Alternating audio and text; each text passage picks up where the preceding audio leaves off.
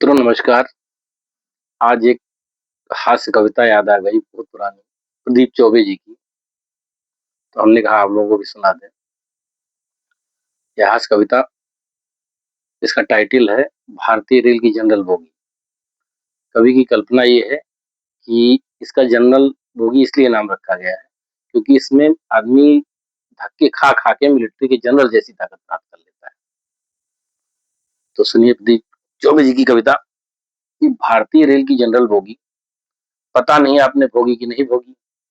एक दिन हम भी करने चले थे यात्रा, देखकर सवारियों की मात्रा हमारे पसीने छूटने लगे और हम झोला उठाकर घर की ओर कूदने लगे। तभी एक कुली आया, मुस्कुरा के बोला, अंदर जाओगे? हमने कहा तुम पहुंचाओगे?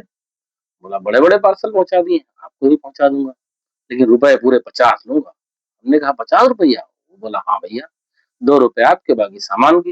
हमने कहा यार सामान नहीं, अकेले हम हैं। बोला बाबूजी आप किस सामान से कम है? भीड़ देख रहे हैं, कंधे पर उठाना पड़ेगा, धक्का देकर अंदर पहुंचाना पड़ेगा, मंजूर हो तो बताओ। हमने कहा देखा जाएगा, तुम उठाओ। कुली ने जैसे बजरंग बली बली का नारा लगाया और पूरी ताकत लगाकर हमको उठाया कि खुद ही बैठ गया। दोबारा कोशिश की तो लेट गया।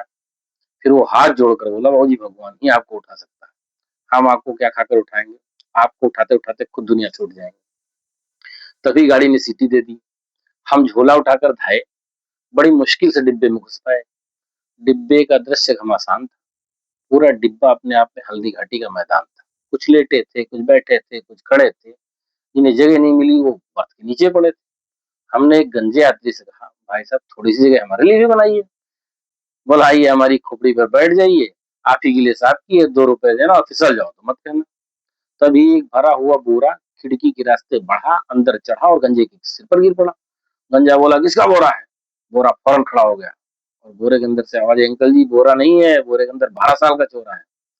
और आप तो बोरे से घबरा रहे हो, अभी ठहर जाओ, गद्दे में लिपट के हमारे बाप भी अंदर आ रहे हैं, उनको आप कैसे समझाएंगे? मैं तो खड़ा भी हूँ, वो तो आपकी गोद में लेट जाएंगे। तभी डिब्बे में बड़ी जोर का हल्ला हुआ, अरे पकड़ो पकड़ो, जाने न पाए। किसी ने पूछा क्या हुआ क्या हुआ?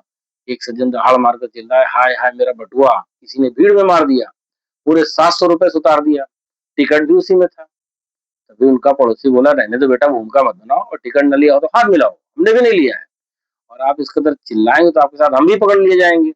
एक तो डब्ल्यूटी जा रहे हो, ऊपर से सारी दुनिया को चुट्टा बता रहे हो। वो सज्जन बोले, नहीं नहीं मैं झूठ नहीं बोलता, मैं टीचर हूँ। तभी उनका पड़ोसी बोला, टीचर के पास है बटुआ? ऐसा मजाक तो आज तक इतिहास में नहीं हुआ। टीचर बोले, कैसा इतिहास? मेरा विषय तो भूगोल है। तभी विद्यार्थी बोला, सर इसीलिए आपका बटुआ गोल है। एक बोला, पंखी कहाँ है? दूसरा बोला, जहां नहीं होना चाहिए वहां है। पंखों पे आपको क्या आपत्ति है? जानते नहीं रेल हमारी राष्ट्रीय संपत्ति है। कोई राष्ट्रीय चोर हमें हिस्सा दे गया है, संपत्ति में से अपना हिस्सा ले गया है। आपको लेना है तो आप भी ले जाओ, लेकिन जेब में जुब्बा भी रख लिए, उसमें ज़कात तो हमको दे जाओ। एक सज्जन फर्श पर बैठे थे, अपनी दोनों आंखें मूंदे। उनके सिर पर गिरी अचानक पानी की गरम गरम बूंदे। वो बोले, कौन है साला, पानी गिरा कर मौन है? देखते नहीं नीचे तुम्हारा बाप बैठा है? ऊपर की बर्थ से आवाज आई, क्षमा करना बड़े भाई, ये पानी नहीं है, मेरा 6 महीने का बच्चा लेटा है। कृपया माफ कीजिए और अपना मुंह भी नीचे कीजिए, वरना बच्चे का क्या भरोसा कि अगली बार उसने आपको क्या भरोसा। एक आदमी बर्थ के नीचे से निकलता हुआ अपनी दोनों आंखें मलता फिल्मी अंदाज में बोला, मैं कौन?